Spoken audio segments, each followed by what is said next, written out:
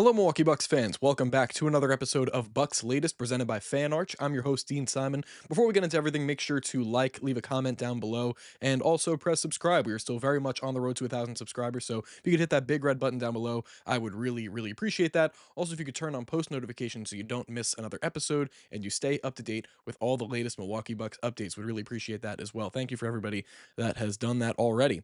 All right, so today we're going to do this episode a little bit differently. We're going to go into a different gear because, again, complete dead of the offseason, and most of what we've had to talk about recently are fake trade proposals and things of that nature. And I know that's not what everybody wants to hear all the time, especially when it's mostly involving a guy like Giannis Antetokounmpo, who is probably never going to leave the Milwaukee Bucks. So I figured today, heading into, or before we head into the 2025-26 season, that we would hit a couple of different stat categories as a team that I feel like the Milwaukee Bucks will improve upon and will exceed, just my expectations for the team and certain ways that they can improve heading into next year.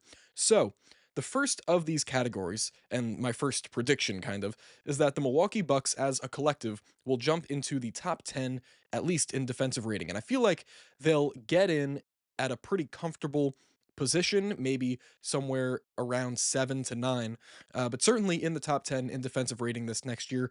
And of course, a lot of that can be attributed to Myles Turner and putting him in the same front court as Giannis Antetokounmpo. Of course, pairing them together immediately makes one of, if not the best defensive front court in the entire NBA.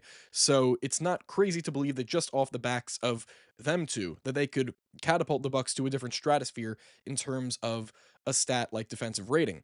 Of course, their defense around the basket is really what's going to be the driving factor of increasing an advanced stat like that. But Giannis and Myles Turner as a collective in the front court, that's what's really going to help the most.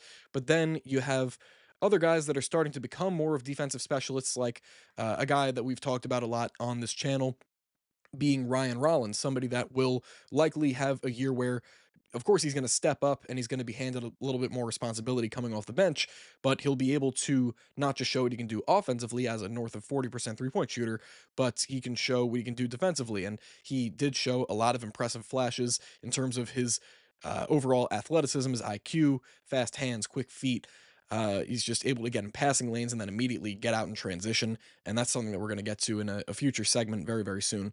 But with guys around the margins too, like a Ryan Rollins, like even a guy like Gary Trent, who, though he's not the most impactful defender on any roster he's been a part of, he's a competitive defender that I feel like he doesn't really give up ground too easily, and he's going to have something to prove going into next year after signing that deal, the 2 years, $7.5 million deal, and the fact that he's not just going to have to prove that he's a killer on the offensive end and in terms of his 3-point efficiency, but that he'll have a lot of say as to whether or not the Bucks defense ends up being any good.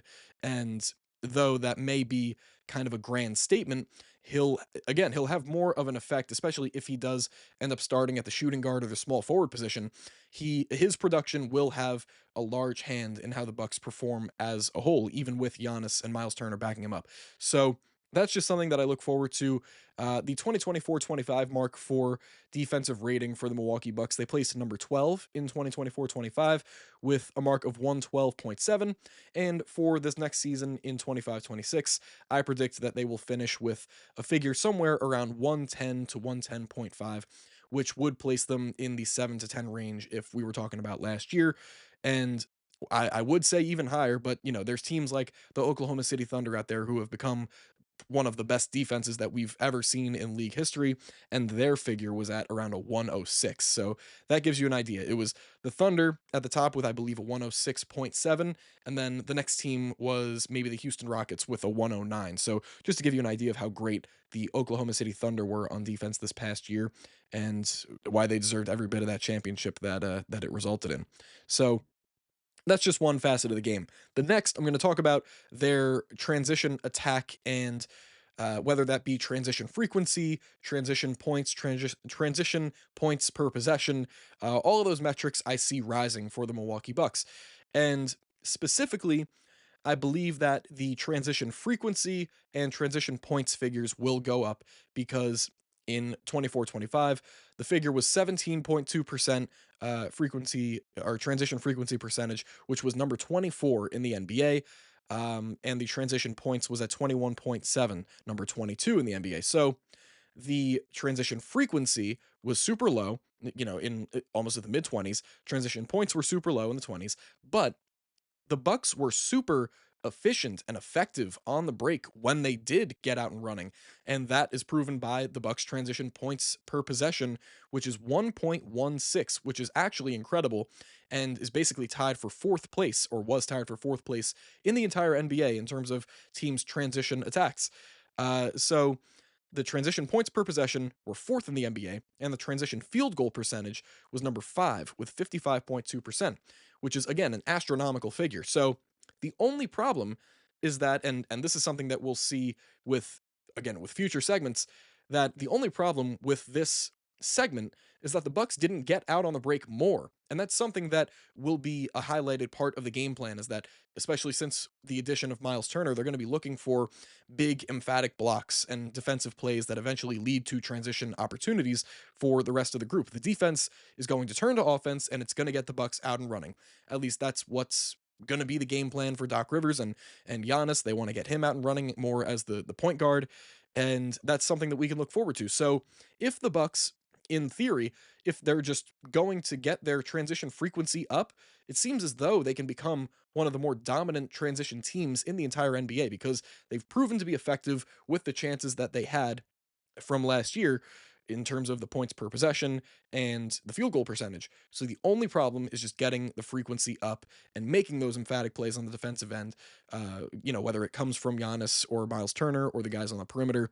And that's the bottom line, is that the transition attack needs to be more frequent. And that's not really something that it's not something that the Bucks can control when the ball is in their hands, of course. Like, they can just grab the ball after a team scores and just run, but that's not what transition offense is. You get a big play, you get a hand in the passing lane, and you get out and running, preferably on a 2-on-1 break, or an open court break. That's how transition offense works, and it always starts with a huge defensive play. So if the Bucks can accrue more of those going into next year with the heightened defensive rating, and they can get out on the break more frequently, they have the potential to be the most dangerous transition team in the NBA, flat out.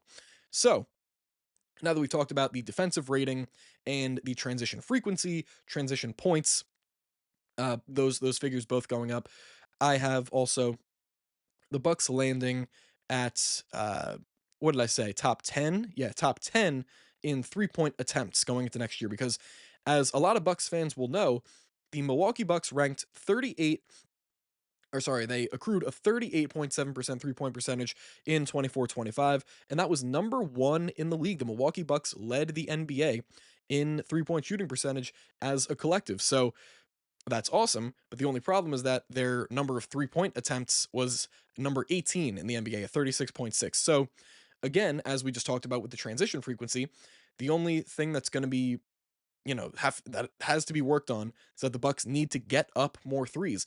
And I don't think this is going to be a problem, because the Bucks brought back all of their valuable three-point shooting personnel in Taurean Prince, in Gary Trent Jr., still have AJ Green, even Bobby Portis, who's proven to be a very efficient three-point shooter, Ryan Rollins, again, who shot over 40% from three. They definitely have got, and Amir Coffey too, their newest addition that shot over 40% from three this past year. They have the personnel to lead the league in three-point percentage. Only problem is just getting the ball swinging around the court in their half court offense and getting up more threes. That will be the main thing too, in terms of if the Bucks are eventually going to make a huge run and prove to be more of a contender than people may realize. It's gonna have to be they're going to have to lead the league in three-point percentage again, and I don't really think that's something that's out of the question. Maybe this is wishful thinking, believing that the Bucks can lead the league in three-point percentage 2 years in a row, but it's really not out of the realm of possibility, considering that they brought all their guys back who were at the top of the three-point shooting percentage leaderboard this past year. So that's another thing too. It's just they need to get up threes. That's the big thing. And to finish this off, this kind of piggybacks off of the three-point attempts thing, but that I have the Milwaukee Bucks making a huge leap in the assists figure. And Preferably, I would like to see the Bucks land in the top, I'll say 12 to 15 in assists per game, and that would be up from a figure of 25.5 assists from last year, which was number 21 in the league. Again, if you're gonna be a competitive team, you need to rank somewhere close to the top 10 in not just assists, but in every category. But assists, of course, is one of the most important.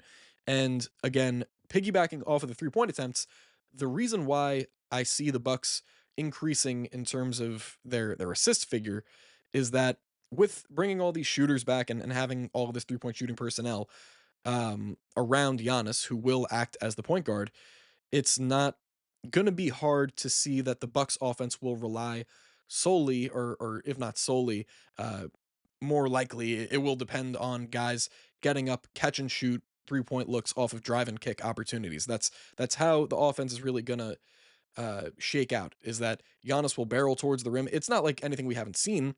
Giannis barreling towards the rim, kicking out in the corner to AJ Green for a three or Gary Trent Jr. for a three.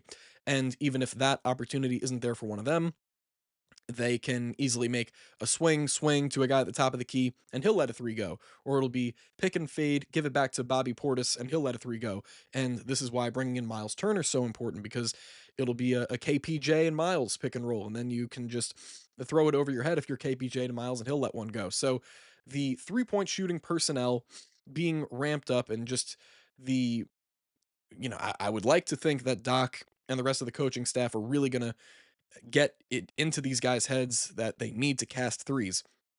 With all of this in mind, the Bucks will rely upon catch and shoot 3 point shooting.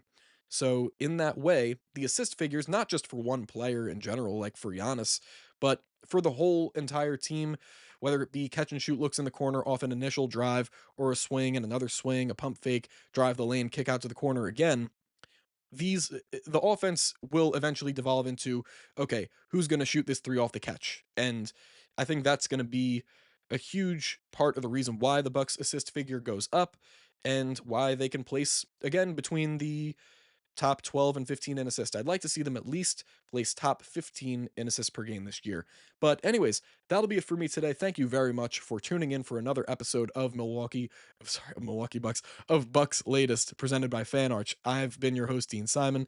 Again, please remember to leave a comment down below. Do you think the Bucks can actually reach these different tiers of, whether it's efficiency or defensive rating, 3 point percentage? Do you think they'll actually climb into these kind of categories with other teams that are the best in those categories at what they do?